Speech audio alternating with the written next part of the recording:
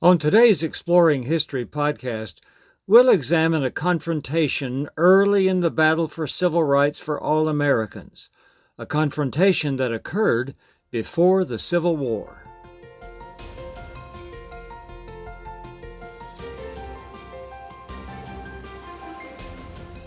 Welcome to Exploring History with Ray Notgrass, a production of Notgrass History.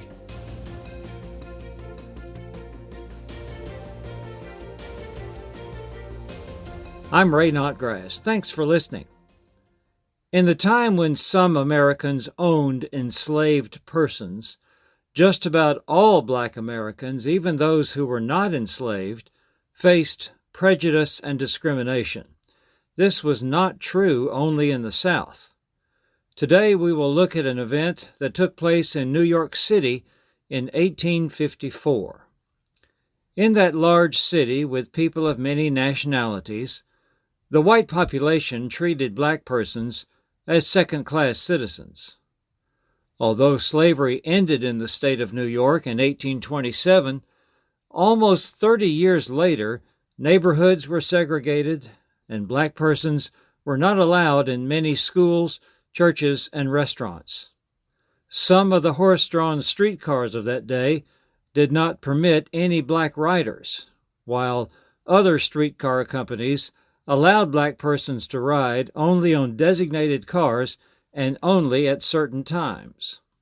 Elizabeth Jennings, who was 27 years old, was a teacher at the private African Free School and the organist at what was called the First Colored Congregational Church.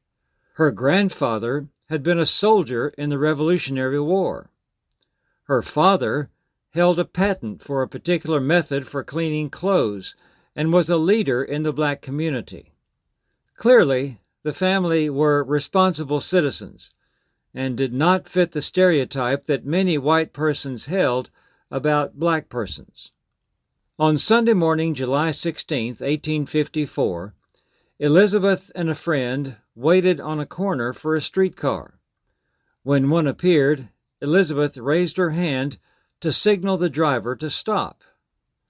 The car did not have a placard that said "Colored Persons Allowed," but the women were running late for church and did not have time to wait for one that did have such a sign. The driver pulled over for the women to board, but the conductor blocked their way, telling them that the car was full and that they would have to wait for a car that would take, quote, "their people," as he put it. Elizabeth replied that she was late for church and didn't want to wait. They had a standoff for a few minutes. Then the conductor relented, saying, "You may go in, but if any passengers raise any objections, you shall go out." This led to another exchange, whereupon the conductor grabbed her to force her off the car, but she took hold of a window sash and stayed on. The conductor called to the driver to help him, and they both took hold of her. Then the driver returned to the reins. He drove until they saw a police officer, who ordered Elizabeth off the car. Miss Jennings wrote up an account of the incident, which was read to a meeting of black citizens and published by the abolitionist Horace Greeley and in a paper that Frederick Douglass edited. Jennings filed a lawsuit against the conductor, the driver, and the streetcar company, asking for $500 in damages. Elizabeth's father hired a white law firm to represent Elizabeth. The senior partners in the law firm assigned the case to a junior partner, 24-year-old Chester Arthur, who one day would be President of the United States.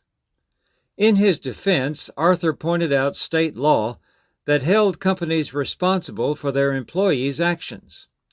The judge instructed the jury that common carriers were bound to carry any respectable person, as he said, quote, "even colored persons."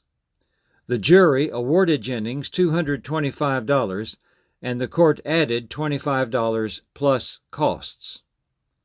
Horace Greeley praised the decision as a warning to public transport companies, as he put it, quote, "as to the rights of respectable colored people." The court victory did not immediately desegregate New York City streetcars, but it started the process for it. For years afterward, the organization called the Colored People's Legal Rights Association celebrated the anniversary of the verdict. You might wonder why we need to tell such stories as these in a time when relations among people in our country are so much better than they were in 1854. We tell them because we need to know our history, both the good and the bad. We cannot effectively navigate the present and the future unless we understand the past and how we got to where we are. We need to understand where we have come from and the victories that courageous people have won in the name of freedom and equality, and what is possible when people stand up for principle. We also need to understand the past because of the ideas at work in such incidents as we have described today. Prejudice rises so easily against people who are different from us. It is easy to make certain groups the scapegoats for the problems we face. In years past, Americans have blamed the Irish, the Italians, and the Chinese. In Germany, after World War I, people blamed the Jews for their problems. The same prejudicial thinking shows up today when people blame the rich or immigrants, or, as I have seen in one comment recently, and I quote, college-educated white women, a comment made by a white man and one of the most ridiculous and prejudiced statements I have ever seen. It is easy, but it is terribly wrong to blame an entire group of people for our problems. Elizabeth Jennings and her family were obviously not to blame for whatever problems existed in American society at the time, but they got unfairly blamed because they were part of a group that many people viewed with suspicion. All this makes about as much sense as Emperor Nero blaming the fire in the city of Rome on Christians. The Christians were simply a handy scapegoat when Nero needed to divert the blame to someone. This kind of prejudiced blaming is not the way to treat people, nor is it the way to address our problems constructively, primarily because it is not true. Such thinking divides people and does not bring people together. Of course, not everyone who held prejudice against black persons in the 1800s was what we would call a bad person. Many were good people who let themselves be influenced by the tenor of the times, or perhaps were afraid to take a stand against the mistaken majority of the day. That same kind of failing is quite possible today in any of us. This is why we must put Christ first in our hearts and minds, and let the one who reached out to Samaritans and other outcasts of the day guide our thinking and our actions. I'm Ray Notgrass. Thanks for listening.